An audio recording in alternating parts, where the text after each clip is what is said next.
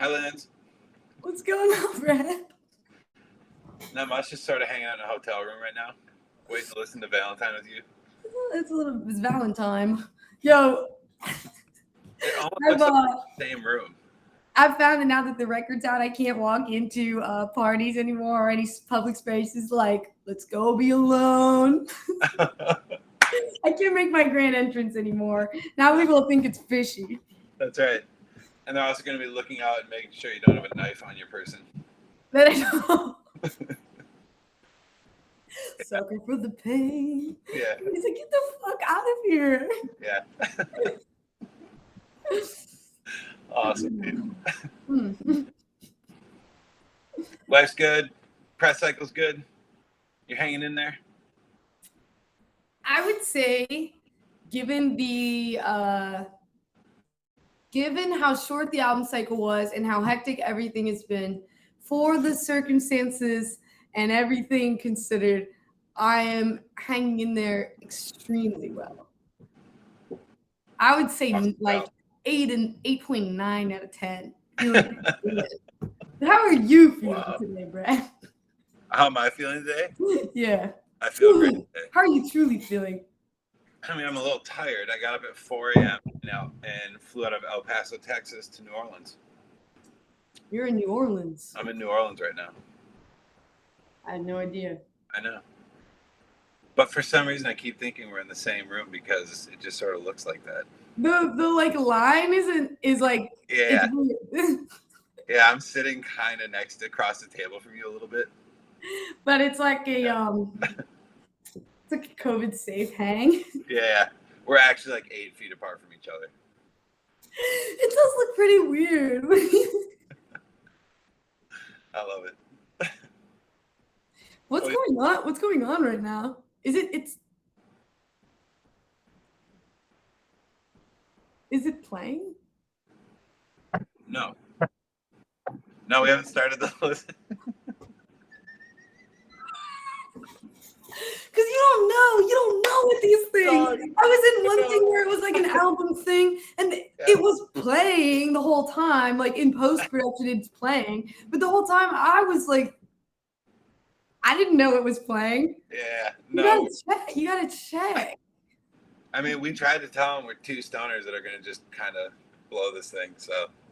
Can't put the brothers together. That was a big mistake. No, that was somebody's poor call. Yeah. I don't remember if I told you or not. I went to like a steakhouse pretty recently. And I was sitting there. I was pretty tired. There was a couple circumstances at play. Yeah. And everybody was talking at the table with each other. I was not in the conversation. And I like the piano, the steakhouse pianist was playing "I Can't Make You Love Me" so soulfully. I was like honing in. I was like honing in on the pianist from like 20 feet away with my like oppressive stare. I was like, "That's right. Good job." It was so beautiful. It had me like somewhere else other than the steakhouse. I swear it was just me and that pianist. You should have marched over there and just been like, "Thank you." Yeah. When may I join you on vocals? Yeah. Hey, scoot over. Let me sit down. I'll sing it. Turn down the lights. They're like carrying me out. Yeah. People are carrying you around the restaurant. You're just singing it. They're like, it's time to go, ma'am. That's enough, ma'am. Yeah. Come on. You gotta get out of here. I close my eyes. The lights come on in the steakhouse and it stops playing. It would have been heavier if you wouldn't have gotten up from your chair and just started singing loud at the top of your lungs. That song just unlocks something. Yeah. I agree. Powerful tune. We should have put it on your record. We should have just put the actual record and just left it intact and put it on like track 9. Or no, but with us doing commentary over it. Yeah. I'm like, I think Bonnie wanted to say that what I think Bonnie was trying to actually say was like, we've all been there. Yeah. But why I think we should include it on Valentine? Great song. Just a good song. Kind of fits the theme in some ways. I think if it's a list of my favorite songs, which it basically is, you might as well just add the. Might as well just add another Add a Bonnie one. Raitt song too, not a cover. The actual Bonnie Raitt song. Yeah. No changes needed. It could be like voice memo recorded from like Spotify. Not mastered or mixed. Yeah. Listen. Yeah. Yeah. All right. I wish I had a spinning chair. Come on. Lucky. I know. If this thing had wheels, be off to the races. Oh my God, Linz. We should probably do this, huh? I know, we've been stalling. I know. Because this is kind of crossing into the territory of stalling. Well, yeah. Maybe we're not ready to hear it today. Maybe it's a lot to listen to it sometimes. Yeah. Well, is it a lot to listen to right now? Yeah, totally. But I think I think sometimes when you're scared, you just have to dive into the madness and just embrace the pain. Out November 5th on Matador Records. Incredible. All right, and with that, let's do it, dog. I mean, hey, that one still kind of hits. Yeah, hell yeah, it does. What's your favorite thing about that song now when you hear it? I like that the in the original demo of the song, there's that like really intrusive keyboard line, and it goes down, down, down, down, down, and then it made it into the final, of course, and then it informed the chorus. So I'm like happy to see that it's still there, and it still is kind of doing the same job. Yeah. And then I love that song. I think I like the demo more than I actually like the song, but because in my head I can hear that like I think we talked about it before on the chorus. There's like all these different versions of the chord progression that I created naturally and couldn't pick one. And the one we went with is not my favorite of them, but so that just will haunt me. But I do think it's an epic album opener and kind of a classy track all around. Yeah. No, I feel you, homie. I mean, I don't exactly. Yeah, I still think that is just a powerful song. It's I got a lot of things about that song right. Thank you. I feel the same. Hell yeah. And you can play it however you want to play it for the rest of your life, dog. That's true. I've been practicing. I got a text from the person who used to do our PR, and it said, "And if you wanna erase me, heart, congrats." And I was like, I like that better lyrically, so I've just been doing that. Yeah, why not? It's funny. Like sometimes the most obvious answer doesn't even pop out to you when you're trying to put the syllables together. That is the most obvious of the answers, and it only occurred to me now. I think it's easier to sing. I like the way it sounds. I like what it implies. I like that it implies a little bit of choice, where saying that the person will definitely change their mind doesn't allow them any choice. Wow. That's fascinating, Linz. I like that you're still open to letting these songs evolve and that you're still thinking about it like that. I do think that that it is a haunting thing about finishing a record, but also like one of the most rewarding things about tour is just realizing that like while you're playing it, it doesn't have to be like a tight knuckle, like let me get this right. Sometimes it can be like loose and fun. Yeah. And finding something new in a song that you thought was, all the treasures were dug up. That's exciting. Fuck yeah, dog. Still going. Keep finding them. I don't know. Who knows? We just have begun and I've already changed like 6 things. That's right. How's everything going with the rehearsals? So It's been good. We've been rehearsing for so many months because we have like one new member and we're trying to get really tight. And there's been little odds and ends that we've had to fill in the gaps on, like knowing the songs and stuff, sessions and stuff. But we haven't played a show in 2 years. So every single rehearsal is like pretty loaded, which makes it hard. I think we're all just like very nervous, but it's been sounding really good. I feel optimistic. And we're about to head into the very last stretch of practice, which, right before we go out. So I don't know. I'm just gonna pretend it's not happening until it starts happening. That's my technique. All right, well, let's put on Ben Franklin then. Time for a little Benny Frank. Yeah. That was a tough one to work on because I think when you join the indie rock battalion for life, it makes people violent when you put down the guitar for just 1 second. It makes everybody fucking shit their fucking pants. And it's an atmosphere. It's like everyone around. It's not even necessary. As soon as you show it to everyone, everybody's like, "Great, we have to prepare ourselves for the great siege that we're about to be under." Like everybody can feel it, but it's a volatile decision to put down the guitar, even if it's just for 1 second, because I pick it back up towards the end of the song. But it's I don't know. It was a strange one to work on because I didn't really believe in it. I could tell, intellectually, I was like, this is dope. There's no arguing about that. I think it was just a matter of making it fit into the universe and like trying to create lyrics that felt me, but fitting to the context as well, not necessarily going all the way,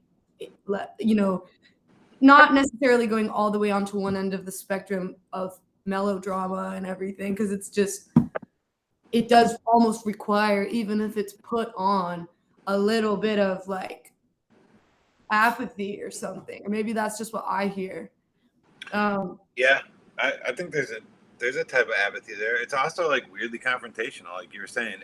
There's an energy to that song that is. I don't know how else you would have gotten that. I think it pulled a narrative out of you in a different way.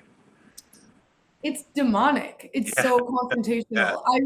When I was writing it, I left rehab and I was like, I'm not telling anyone about rehab. It's nobody's business. And I wasn't even gonna there were certain friends I was probably not even gonna tell. I was like, nobody's business.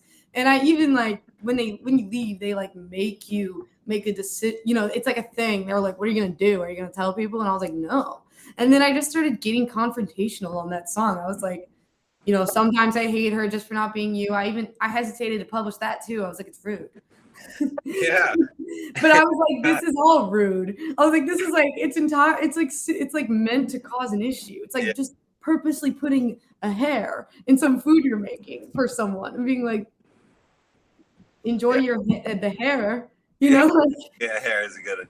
We all get spicy. It's spicy is what there's a couple of moments of spice on the record, but that one's it's pointy. Yeah, it's sharp.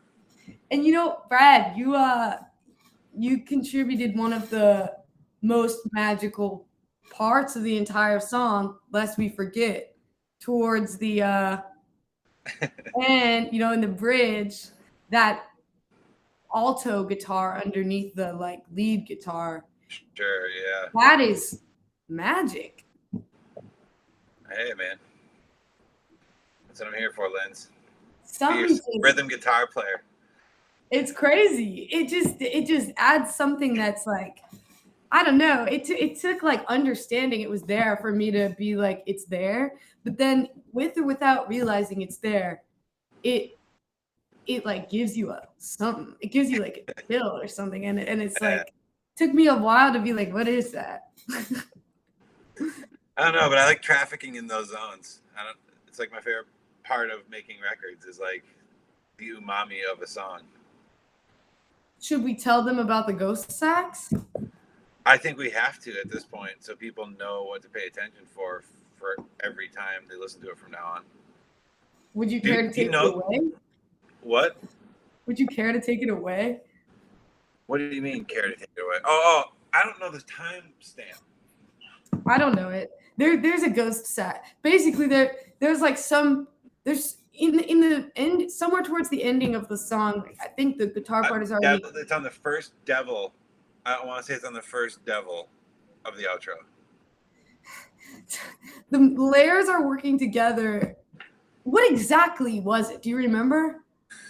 It was no, I don't remember. We looked for it and we couldn't figure out what it was. But when we found it though.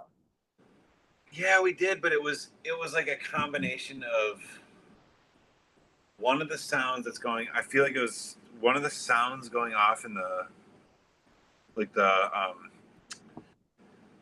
verb, like the space echo track. And then like ding ding ding ding ding ding ding. Yeah, and something just flams there exact, and just causes it to sound like someone's ripping a huge sax line. Some hear it and others do not. It like sounds dress, like I mean, it sounds like wow. It's like oh. It Yeah. kind of also sounds like somebody's like ripping the singing. It could be. Yeah. it's like Okay, I never actually told you that it was me.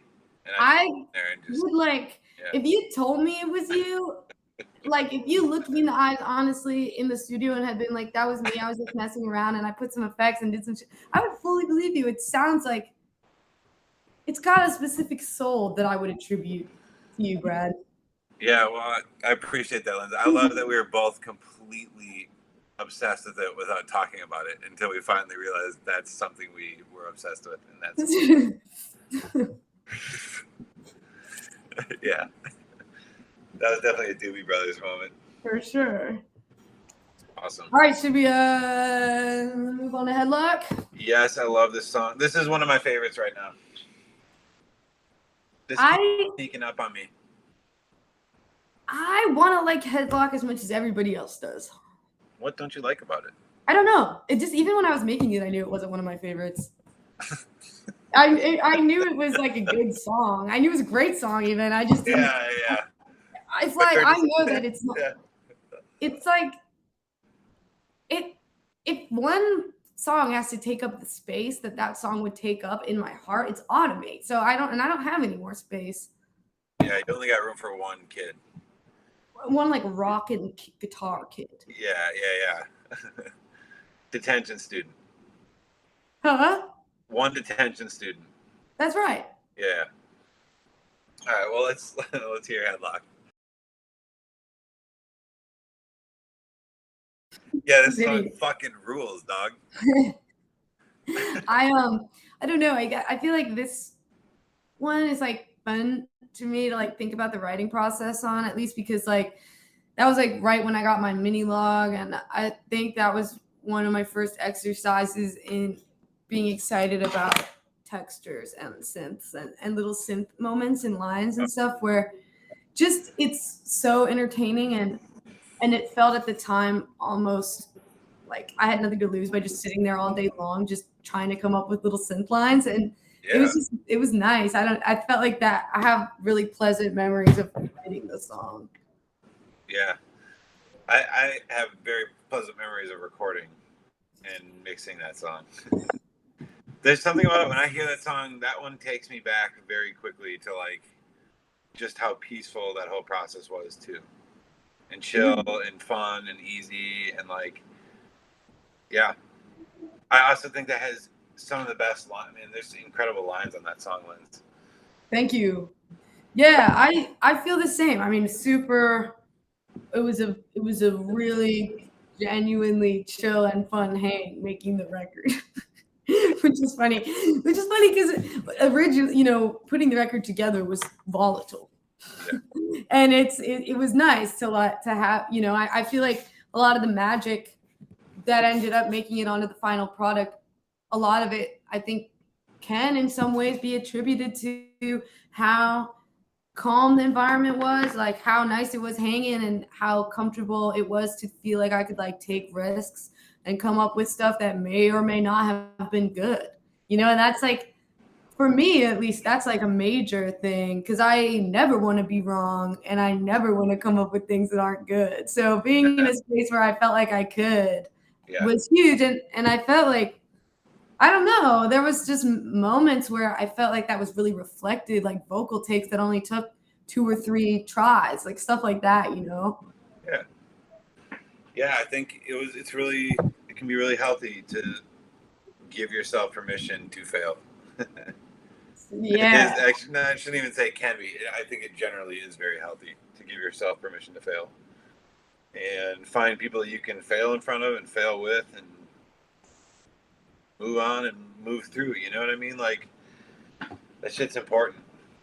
The Failure Brothers. The Failure, yeah, dog. Yeah, for sure. The Failure Brothers. But you know what they can't call us? What? Coward Brothers. That's right. We are not cowards, Lindsay. We're not cowards. Nah, we've determined this already. This may or may not be all we've ever talked about. Only fear is being a coward. Yeah, we're living for a different purpose. Fuck the cowards, dude. Truly. And there are a lot. Take a risk every now and then, huh? Right, put yourself out there. Be real about it. Straight up. Shall we move forth?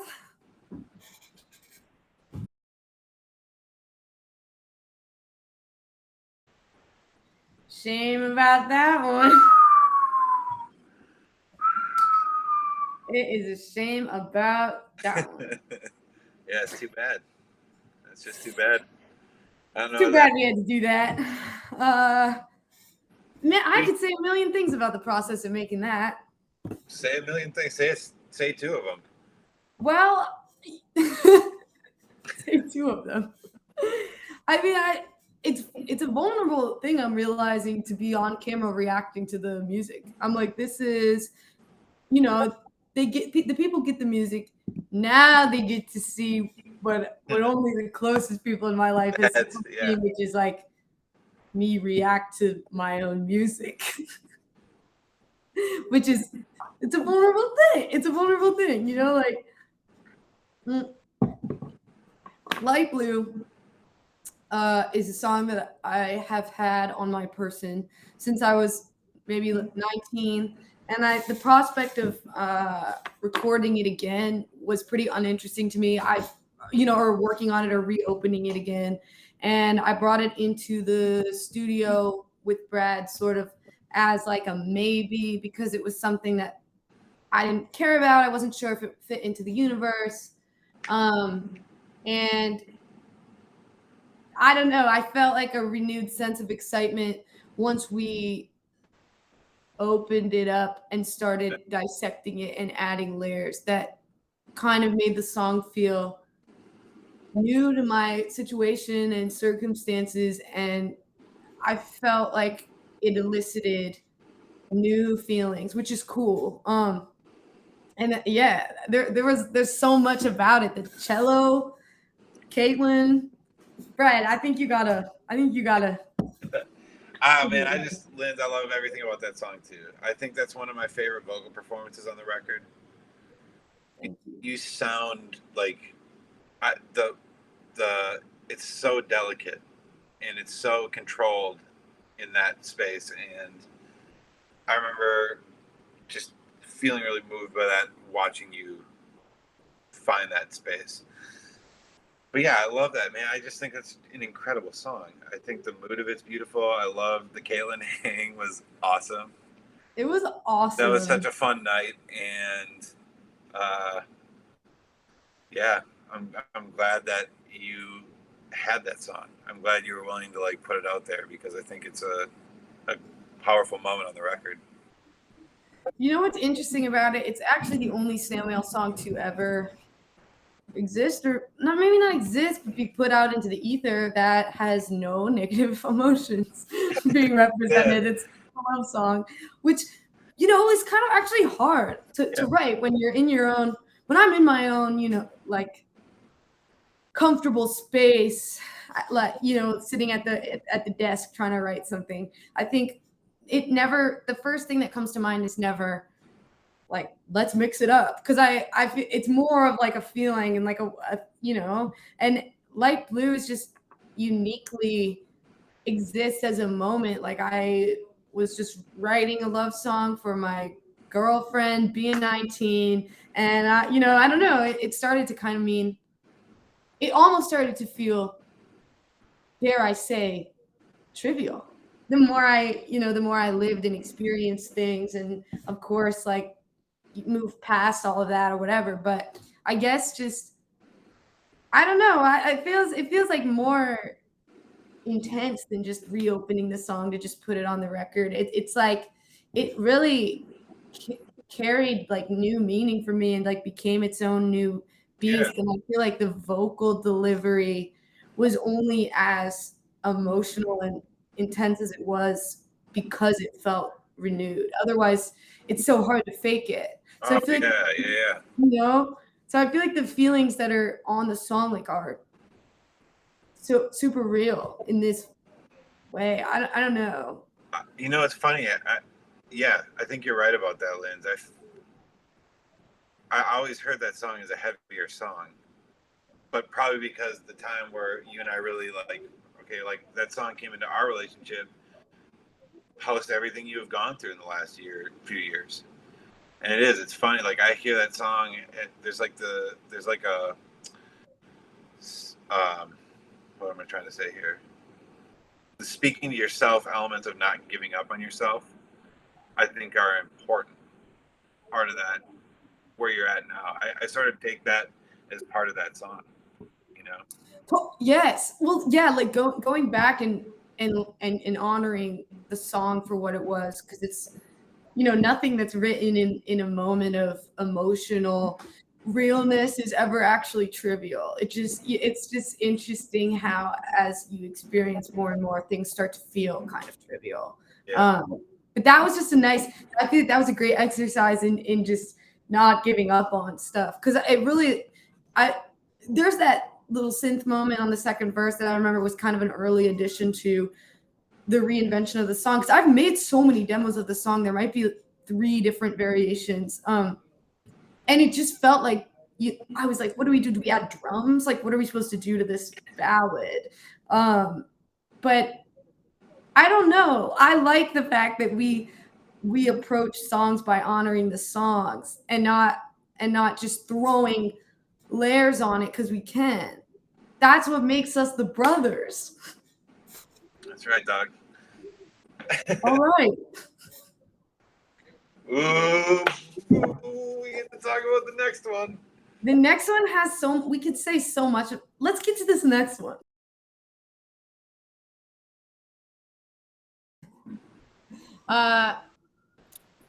So we have a little song called You and I back there.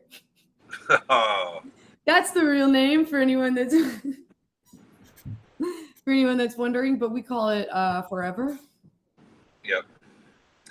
Forever Sailing. And what do you want to say about this song, Linz?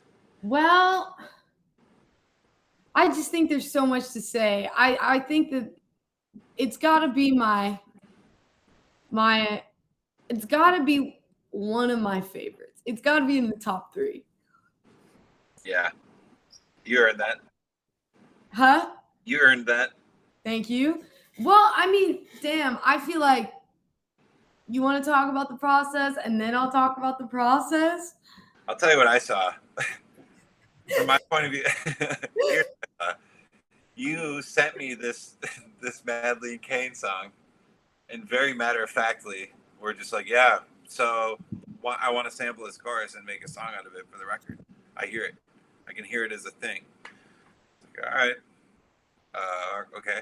And it was such a different mood and vibe than anything Snail. I just wasn't expecting it at all. And it was the first thing we did when you came to my house was cut up that beat and just like decide that it was going to be a little slower, whatever. And I watched you work at that song every day for 3 weeks. Like a psycho. Not a psycho. Nope. Like disciplined. You were really focused on it. You wouldn't burn yourself. You might have felt differently about this, but I felt like you took breaks. But like every day you'd put in a little bit of work towards it. And I haven't seen someone work on something quite like that. And it mattered to me a lot to see you do it.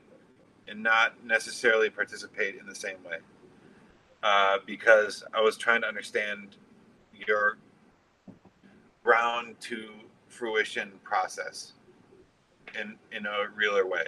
And because a lot of these songs I felt like you had already sort of gotten a piece of by the time you came to me. There was something there that was beating, you know. But to watch you like really work through your creative process was awesome. That's what I think about first and foremost when I hear that song. Otherwise, it has some of my favorite lines.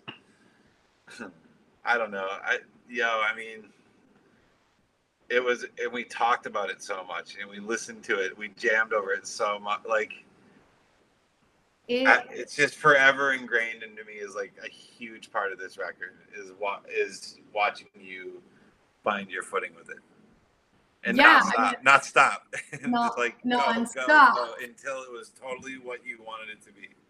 And yeah, I mean, I described the process as being like the same. Yeah, first thing we talked about, I felt like there were certainly enough demos to make the record and finish it as soon as I got there. But it was like wanting to have something that felt magic and exciting and a banger. Cause I don't know, it felt like the record wasn't quite done, even though there was enough content to put in.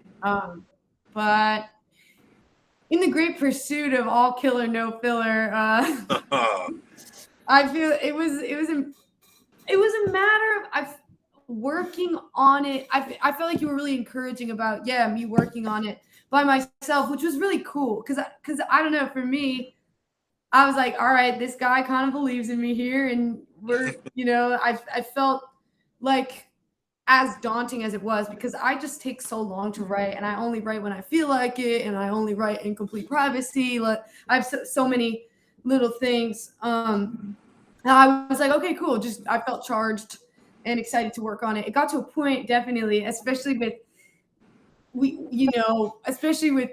getting it from where we started into what it was gonna be. I guess that's not the best way of describing that, but it got frustrating. I definitely a few times almost completely gave up.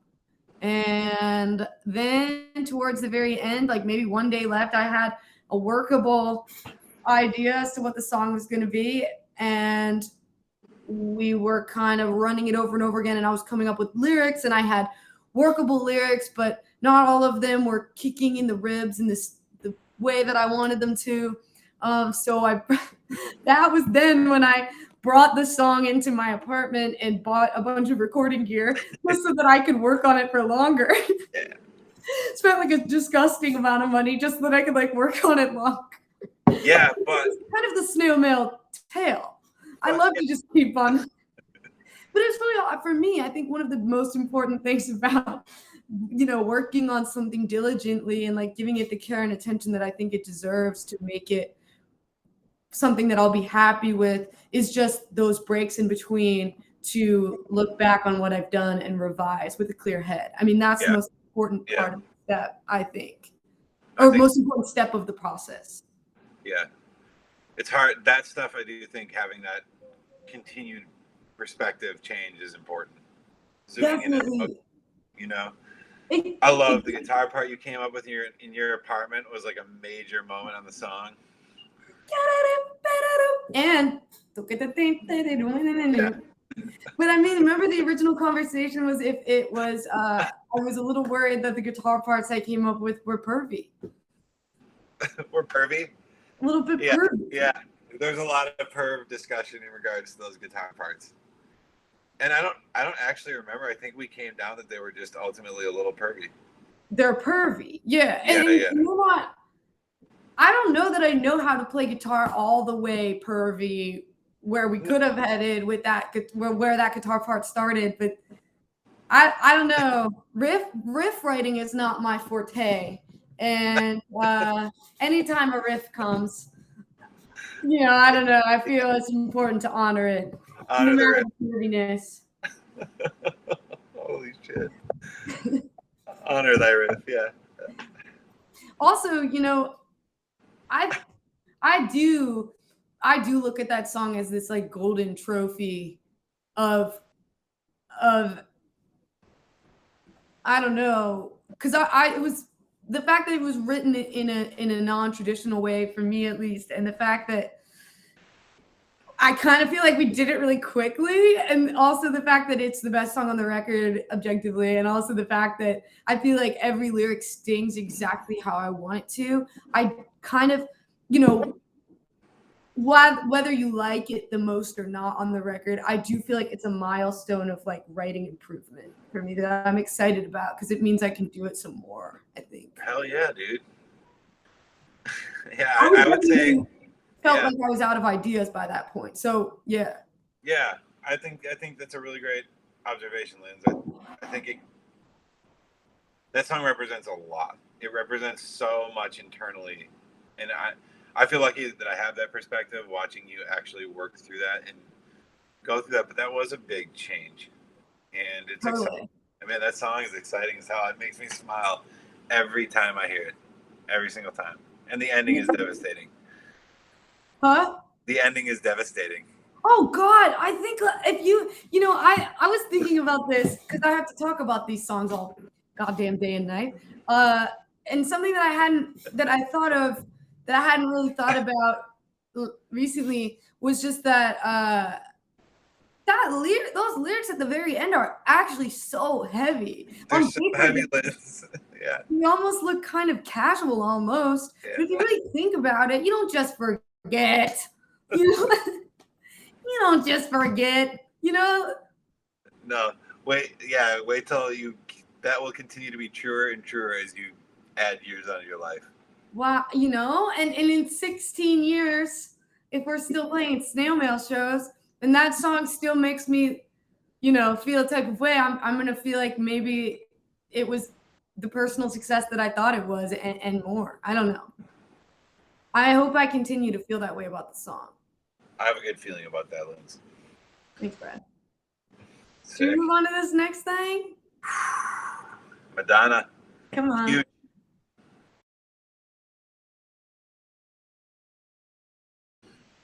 I'm smug with myself for that one. Hear what? I'm smug with myself. Yeah, you should be. I was smiling during that because I was thinking about the fact that I don't even think I've ever said this in an interview. Waiting for a special time. That song used to be. I was just like, you know, I was like seeing this girl at the time, and I used to just put her name in there. It was like when it was a demo, and like there was all these like cute little facts, like her favorite candy and all this stuff, and it was just a gesture, just to be like kind of cute and funny, and then it got turned into this like really heavy like anthem about like, you know, like toxic this and that and religion and she was one day like, so that's not about me anymore, right? And I was like, no. So it turned into its own monster, but it's just funny. I was thinking about it during that, and I was like, what a thing this song became. Thing indeed, man. I love this song, Linz. This is like still one of the Body and Blood, Lover's Curse, Divine Intervention's Too Much Work. That whole couplet every single time levels me still. Thank you, Brad. I don't understand how you wrote that. And I love I think this whole song is brilliant writing. Just start and it's a fucking banger. I think I wish that the only line I had when I started the song was could that have been the smell of roses, backseat lover? And I felt very much like Morrissey singing it, and I was like, I better make sure it fits in the song. I love the Smiths. I was like, damn, this just feels. I was like, that's got to go in there. It like, I don't know. There's a tone in the song that I also feel like I haven't really messed with very much, mostly because I'm under the impression that using an angry voice in a song is, you know, it resonates, whatever, and it might resonate even with the writer of the song, but no matter what, no matter how you look at it, anger is so temporary, and usually you look back at it with some kind of embarrassment. So I always have actively tried to avoid being angry, but sometimes you can't. You know, sometimes you can't push That's it all down. Yeah, You're just fucking angry. that's right.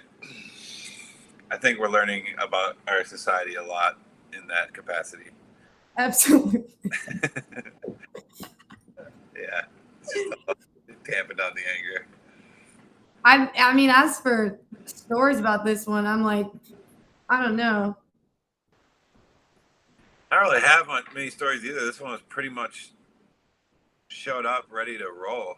Yeah. I think we fixed stuff, tweaked stuff, added stuff, but this That's song is pretty fucking serious from the get go. So.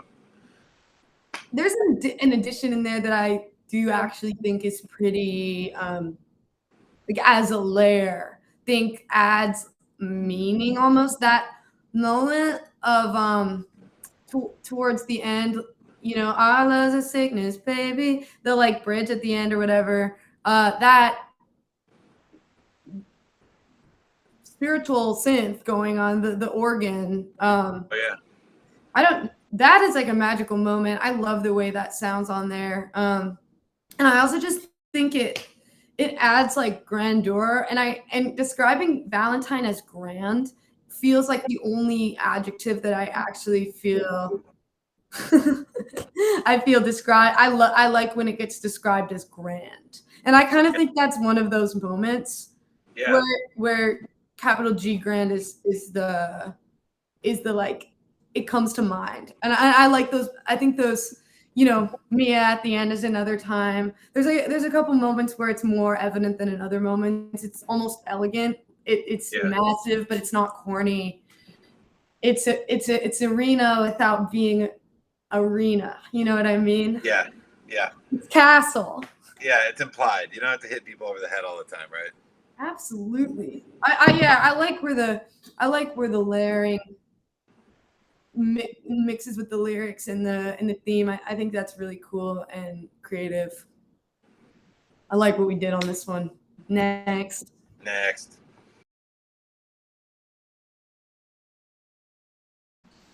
I love that song, Liz. Thanks, Fred. I think it's hits something. There's like there's like an apathy or something going on there that I can't. I don't know. I think that song is going to continue to age in a way that's really cool for you. Well, you know what's funny? It has so many times. I was working on that song for the first time in probably in 2019. I have like distinct memories of being in Palm Springs for like whatever Coachella we played and being just it was like some of my only free time that I'd have on the tour would just be when everyone else was loading in because I don't know when that or stuff like that, or like when when there's a moment to get stuff set up and I was just I'd be sitting in the green room or whatever, and in this case in the van with a little like mini amp thing that has a headphone jack, just making those riffs that are in that song. I lied, I am the riff man in this song only. Okay. I really put a couple of years into it. Yeah. And so I then went on to work on that song for several years. And the lyrics changed a million times, and the length and the structure changed a million times. And you were kind of the one who was like, you should use this, because I played it and I was like, I don't know, this boring ass song.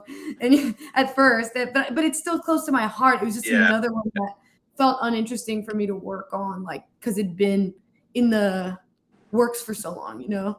Yeah. It's easy to lose sight of some of those songs sometimes. You know what I mean? Like, especially if they're evolving.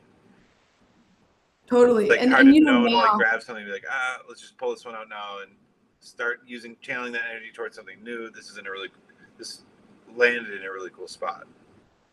Totally. I love the work we did on it. And I think the format that it made it to, and the songs, there's a version of it that's like 7 minutes long. I know we're not trying to punish. I just find that I really like where it landed. I feel like we kept the narrative intact, which is really cool. And I wanted it to be kind of closer to interlude length because I didn't want it. I felt that the effect of the song and the impact of the song could be present with just one verse. None of the parts repeat. it's an interesting one that's, you know, I don't know. It means a lot to me. I do feel like the final version is amazing. We definitely unlocked potential in it that I didn't expect, and I don't know. There's a couple. It kind of has like a. There's kind of a moment in it where I'm like, this kind of sounds like the Beatles. Yeah, dog, it's better than the Beatles. It's way. I mean, it's way better. Yeah, but no, I'm just kidding. But it has a. There's that like little like, like when he gets into that like moment. Sure. I don't know. I like where it sits, and thematically, I think it belongs, and it does kind of exist in its own emotional universe or whatever. And I like that. It's a pretty distinct morning time sadness, like kind of. Yeah. It's kind of got a feeling like you had something really disappointing happen at night and you go to sleep and forget about it. And for a second, you're like, good morning, world. And then you're like, and you're like, and I gotta do today. Yeah. You know? Yeah. That's the feeling and that's a profound kind of pain. Yeah. I don't think that goes away. I think we just learn to deal with that as time goes on. Yeah. You know, yeah. The dynamic that I'm talking about in the song is an important one to me, and it's not. It doesn't exist in the central narrative exactly, but it totally means a lot to me in my life. There's a couple like nods to living like a nomad life where I think in interviews, you know, there's kind of it's getting kind of perceived in like in a similar way to like what Lorde is doing, for example, where she's like, this is why like the job, you know, is stressful. This is why it's hard. This is not what people are discussing. But for me, I mean for it to sit more, not so much in a place of being like upset about my career situation as much as it is like my career situation is really hard when I'm also like to like put on a face and to like go do this and to go do this long drive and to go play this show when I'm like hurting in a personal way, you know? Yeah. It's more, yeah, that's more what I'm saying there. I felt like that deserved its emphasis. I think that's a good thing to point out. There's like a what's the word I was just spaced out, and you just said something that made me think of you were talking about the it'll come back to me. Yeah. I really want to figure it out because it was something you said I thought was really interesting. Weed. I don't know. Can't win them all. Can't win them all. I can't win them all, but if it comes back later, I'll take it in. I'll take it in because You know what else just came to my mind? It's kind of emphasizes that there's melancholy in everything. Like having I have an exciting job and an exciting life. Like I'm doing exciting things and like whatever, you know, I'm out, maybe I'm writing this song in Seoul. Like but at the same time, there's still like talking about like the daily routine, like talking about like the ennui of like, you know, getting up to do your job. It's not so much about how difficult it is to do the job. That's its own conversation. It's the fact that it's still, you know, my life is still a life with a job and like a day-to-day. There's still a day-to-day to everything, you know. Yeah. That's sort of the vibe that Did you think of it? No. All right. But that's sort of like what I was saying initially. Like I always sort of hear it with this like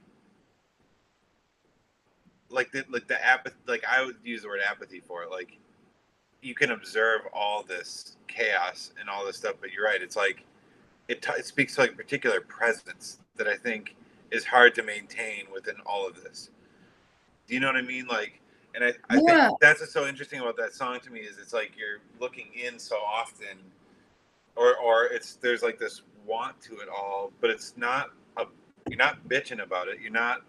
It's not complaining. It's very much just like speaks to like a lack of presence and like desire to be present, you know. And I think that that's a really important part of I think where you're at also, but like on the record, you know, that's a, you know, it's a fellow ADDer.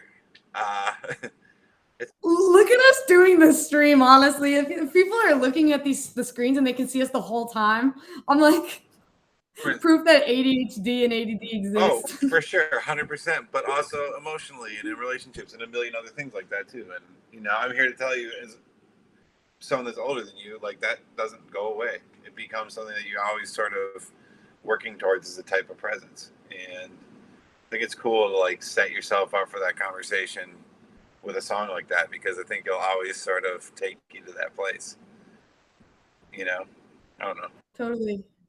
Totally. Also, some part of like there's some aspect of disappointment for the subject of the song not breaking me out of the malaise of like my day-to-day so that I don't have to be present. There's definitely like a good amount of that on the record too. Like it doesn't even matter who I'm singing about. Like there's a over the record there's disappointment because I'm like, you don't want to distract me anymore. Like why? You know, like you know, and that being present is hard. Like that's and it's hard for us. And it's generally, I don't know. It's sometimes I feel like it's that like, you know, I don't know. It's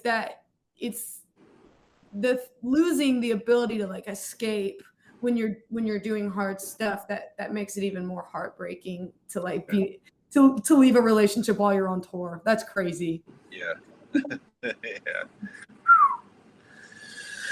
Well, what do you think? Next song? I think it might be time for the next song. It's all just building up to Automate anyway. That's right. That is right. That one. Yeah, what do you want to say about Glory? It's grand. You know,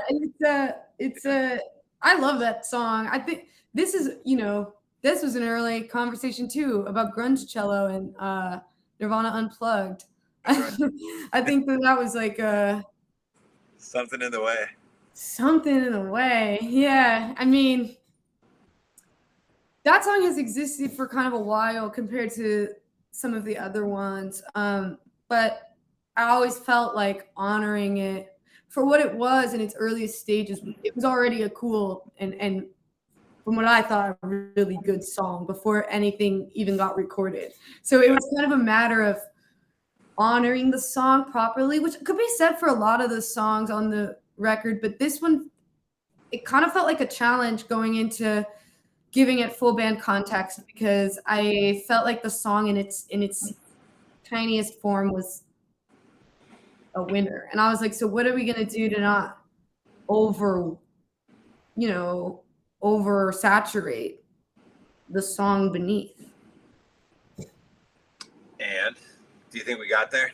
We killed it. I mean, the breakbeat was it was like an early concept that, you know, was just a matter of nailing and throwing into the rhythm like correctly and stuff. And we worked with, this was Caitlin again, right? Yeah, Caitlin. She killed it. She had a lot of cool like instinctual stuff with some ideas from the peanut gallery. Sitting around watching her work. Me, Brad, and Alex, the engineer, like, are you gonna give us the grunge performance that we have dreamed of? Like, and yeah, I mean, that one almost, after we started going, it put itself together. I would say so too. It almost feels like you're like we were talking about these songs as kids. Yes. This is definitely the straight A student that falls through the cracks, that doesn't really get in a lot of trouble. Yeah. Causes virtually no controversy, but is solid as hell.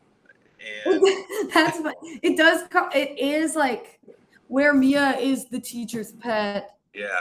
This one is the straight A student that literally gets by without any. Yeah, you're right. That's perfect. Yeah. But it's like, there's days I hear that song and it just bowls me over. I also love that song feels like it's a cool link to Lush. I can hear that. I can hear that. I don't know, like maybe because it's more traditional, like guitar forward song on the record in like that kind of way, but I sort of feel like that's a really evolved version of where your songwriting was even in Lush to me. Do you know what I mean? But I also think you know, you maxed out in a lot of ways. It's like the reason this record sounds the way it does. I think at some point in time, there's only so much you can do within that realm before you're like looking for new ways to present this and new ways to feel when you play your own music or make your own music. You know, totally. And it's another angry one. It's another angry one. Yeah. So we're gonna say this kid's gonna have issues growing up. The same kid we're talking about. Huh? This song as a kid is gonna have issues growing up. Unresolved. Oh man. Yeah. Well, you know what? It's a people pleaser, which never goes over well in adulthood. It's really like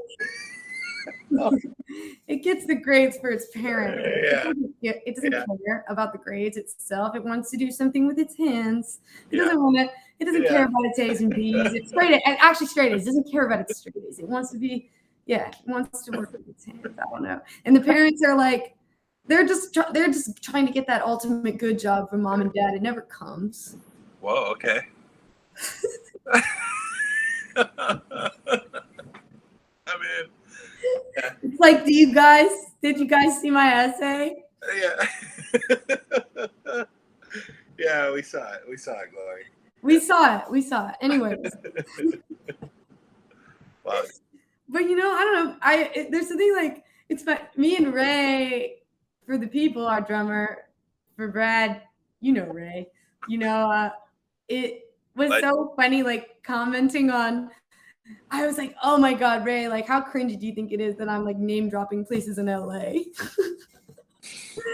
And we were both like, I know, but it just had to be this way. Like, it had to be this way. There's something I could do. Yeah. I think a few of the songs, actually all of the songs on the record, like formed themselves in a way where I felt like they were in something else, like some greater musical spirit was like in control or something. And as soon as the songs took their shape, there was just no going back. Like Ben Franklin, maybe I didn't want to confess every single detail about my personal life, but the song had already taken shape to cause chaos. And I genuinely felt like once I started, I couldn't go back. That's right. Holy shit. I'm glad this is recorded. It's insane. I think we're doing a great job. I think so. All right. Well, shoot. Wow. Do you want to preface this one? I just personally, I think that when you're listening to this one, you shouldn't be thinking about indie rock or anything like that. You shouldn't be like categorizing it amongst other things it reminds you of. You gotta expand your mind for this one. It's not only the best song on the record, but it's also just I don't know. I don't think it could ever exist in the Lush world. It's doing something.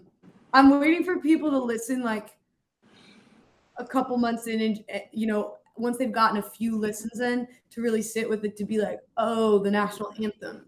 You know what I mean? Like the ending part. Let's play it. Come on.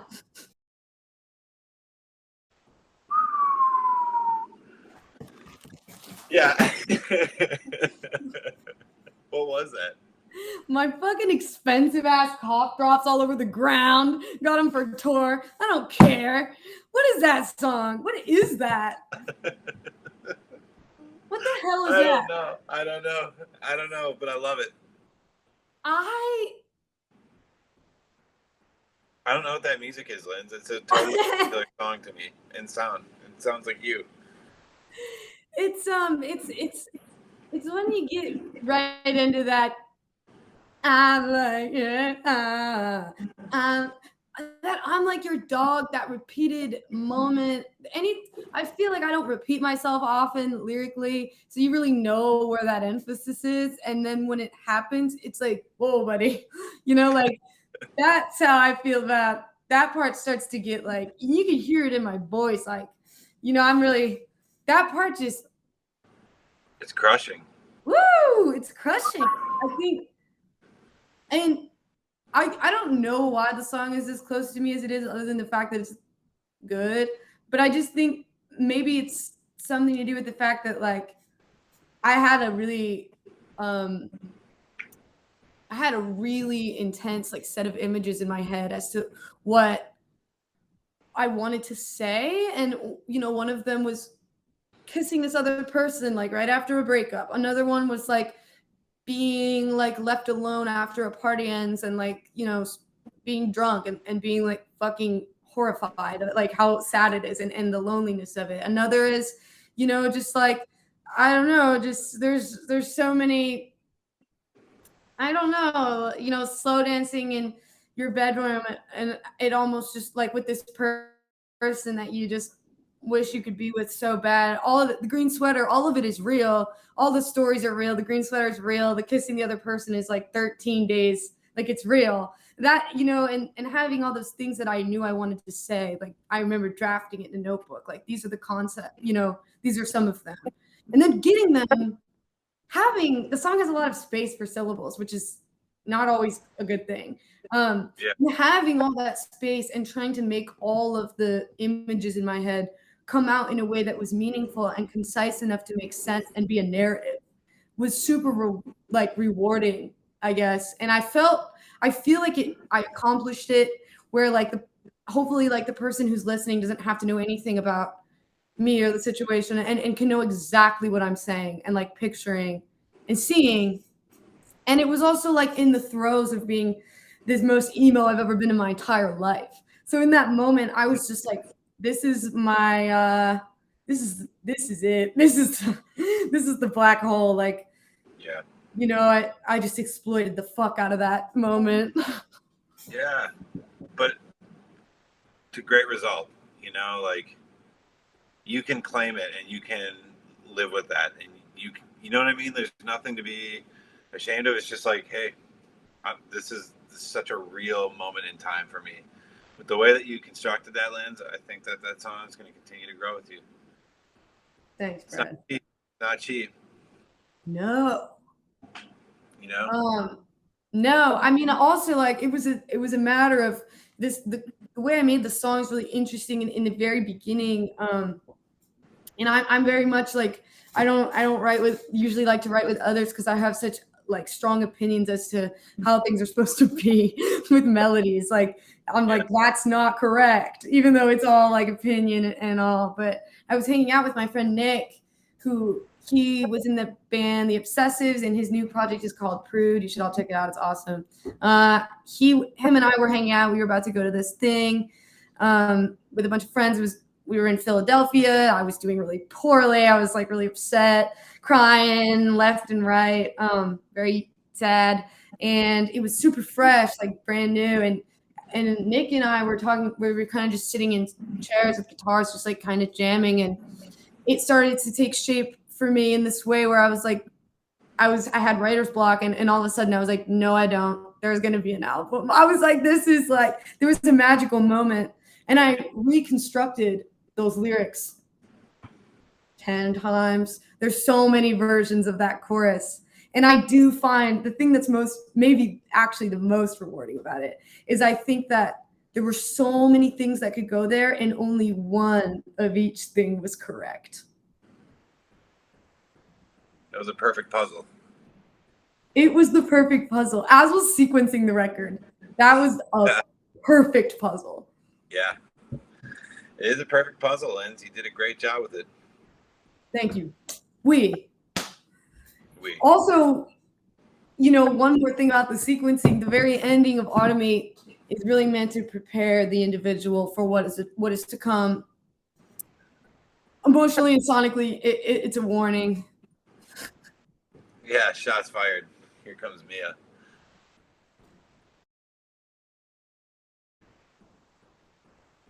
What have we done? What have we done? Unreal tune, homie. That might be my second favorite. I mean, it's up there for me.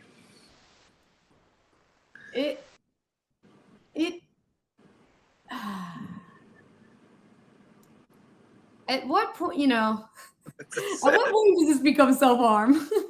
Yeah. What I've done here is I've sentenced myself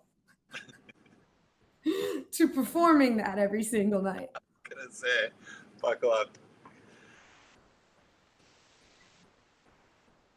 But it'll grow. It's gonna grow with you. It'll grow.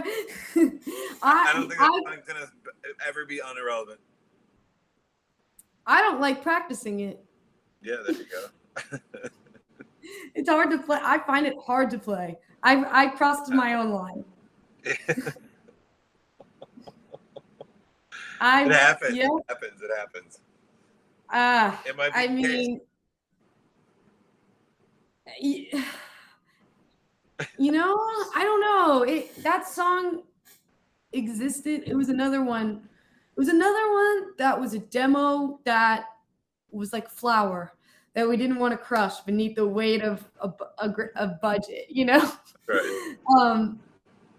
And I just think the way of doing that, and Brad, I think you'd agree, is just by being intentional and sometimes minimal in a way that's massive. That's right. And the strings are not. They are not joking around. No, and that was cool because what I loved about that string, Trey, shout out Trey and Space Bomb. Yeah. I like that you got involved with it, Linz. And I like that you found a way to get involved with it. And it totally made the string arrangement better. It totally did. Yeah. Yeah, it did. I'm dumb proud of that. Yeah, thing. you should be. But I think I could be wrong, but I felt like you were maybe a little hesitant to jump in on that. Yeah. Well, I mean, we had involved Trey, who was someone who is like trained in making arrangements. So that's right. He sent us an original, we sent a bunch of guidelines, we had ideas, we had suggestions and inspo and all this stuff. And he sent us the first arrangement, and it was awesome. It was amazing. But I had a lot of ideas about it that I was hesitant to speak up about, definitely because I'm like, what do I know? Like, this guy knows what he's talking about. The most I can say for that is that I know melodies pretty well.